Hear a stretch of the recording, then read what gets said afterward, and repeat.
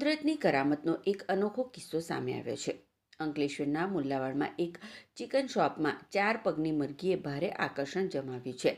મુલ્લાવાડમાં રહેતા ચાંદભાઈ કુરેશી છેલ્લા 50 વર્ષથી ચિકન શોપ ચલાવી રહ્યા છે, જેઓ મરઘીનો જથ્થો મંગાવીને વેચાણ કરી રહ્યા છે।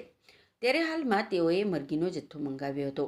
મંગાવેલી મરઘીઓમાં એક 4 પગની મરઘી જોવા મળી હતી। ચાંદ કુરેશી આ 4 પગની મરઘી જોઈને અચંબામાં પડી ગયા હતા। મરઘીને મુખ્ય પગ હતા અને પાછળના ભાગે 2 પગ લટકતી હાલતમાં જોવા મળ્યા હતા। મોટા ભાગે મરઘીના 2 પગ હોય છે, ત્યારે 4 પગ જોવા મળતા આસપાસના રહીશો 4 પગની મરઘીને જોવા માટે ઉમટી પડ્યા હતા।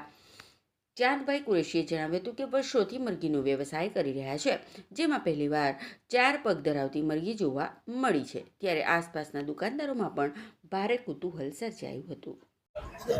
મારું નામ ચાંદમી અહેમદ કુરેશી છે।